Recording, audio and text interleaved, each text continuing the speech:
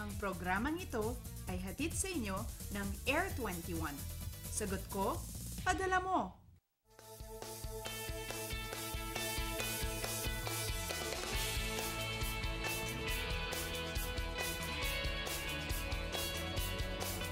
Good morning, Luzon, Visayas at Mindanao. Kamusta po ang tulog nyo? Alam nyo, ang bilis po talaga ng araw, ano? Parang kailan lang, ngayon po ay magpapaalam na po tayo sa buwan ng Agosto.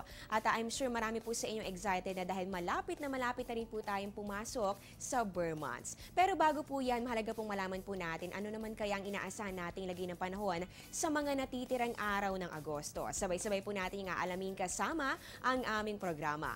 Live mula sa Pag-asa Weather and Flood Forecasting Center, ito po ang Panahon TV na mula Lunes hanggang Linggo, unang maghahatid sa inyo ng pinakabagong ulat panahon.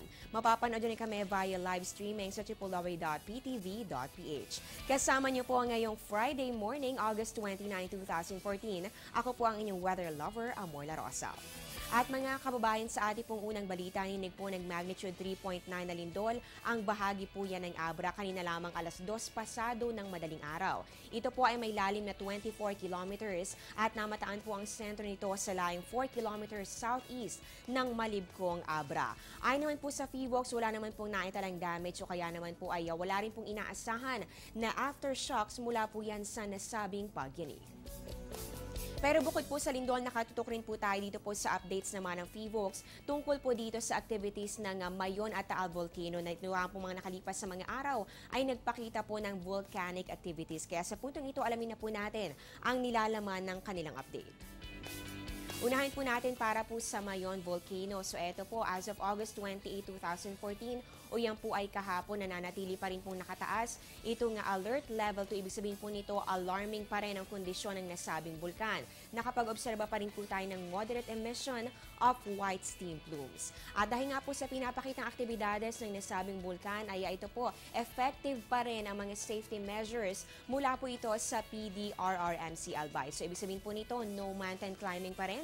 Hindi pa rin po pwede ang ATV beyond lava fronts. Wala rin po munang orchid picking o kaya naman po ay pag-harvest ng mga gulay na malapit po dito sa PDZ o Permanent Danger Zone.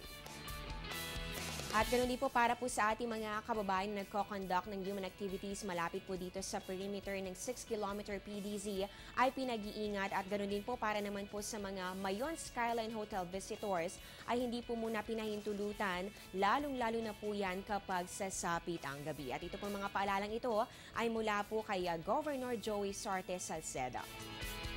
At ngayon naman dumako po tayo sa update naman tungkol dito sa Taal Volcano na matatagpuan po natin sa probinsya ng Batangas. As of August 28, ito kahapon po, ito po kasi yung latest na data mula po sa PHIVOLCS. Ito po nakataas pa rin ang alert level 1. So ibig sabihin po nito, meron pa rin pong abnormality ang nasabing bulkan na tayo po nakapag-obserba sa nakalipas sa mga oras ng 7 volcanic earthquakes at ganun din itong pagtaas sa water temperature at ganun din sa water level. Ayan po, patuloy po kayong tumutok.